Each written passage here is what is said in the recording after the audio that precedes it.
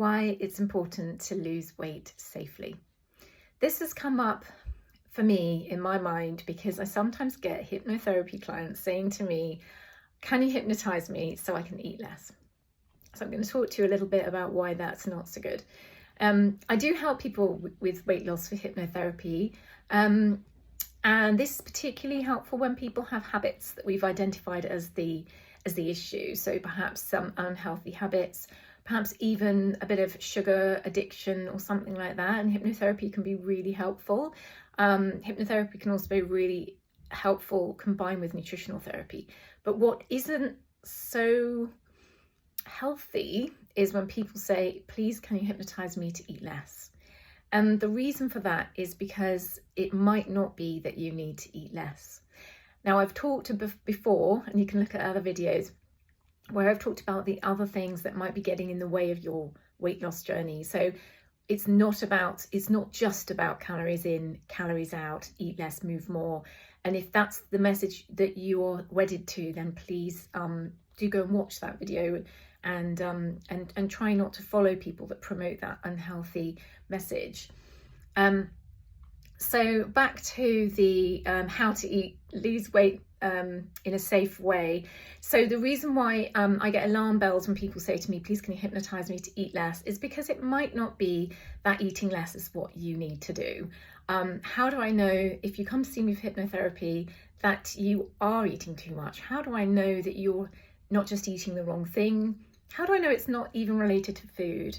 It might be that you have you don't exercise, that you're sleeping terribly, that you've got some sort of metabolic imbalance.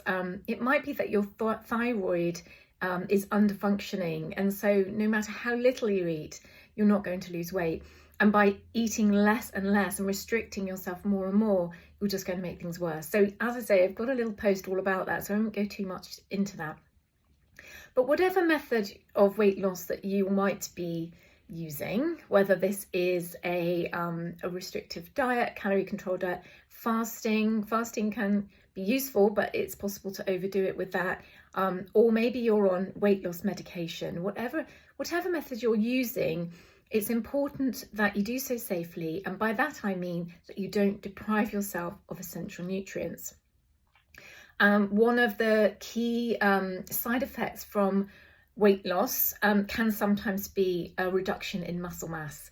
And muscle isn't just about something that's keeping us moving or to help us structurally. It's actually a metabolic organ. And in fact, good muscle mass will help you to burn calories and lose weight. But it's so much more than that. And in terms of health, muscle mass is associated with longevity. So muscle mass is so important. This is for men and women. Muscle mass in men is actually supportive of good testosterone levels, but in women, we're thinking about osteoporosis prevention, bone strength, and even cognitive health. So cognitive health is also linked to muscle mass. So it's really important that we don't lose this muscle mass. So it's really important that you get your protein and that you are doing the correct sort of exercise to support this, the muscle in the body. And the other thing that sometimes when people are on a weight loss journey, they might cut their fat. And fat is such a crucial nutrient. Our brain is mostly made of fat, and for that to function properly and for all the neurotransmitters and mood hormones, sleep hormones and all the rest of it, we need fat. And fat is also important for us to be able to absorb certain nutrients. So for example, vitamin D is a fat soluble nutrient, and if we haven't got sufficient fat in the diet, we can't produce and absorb vitamin D. And vitamin D is a metabolic hormone, so it's actually really important for your metabolic health. By that I mean it will really support you in terms of weight loss, but obviously much more than that, it's very important for the immune system and more. And there are other fat soluble nutrients as well that are really important for the body. So it's really important that we have plenty of fat in the diet.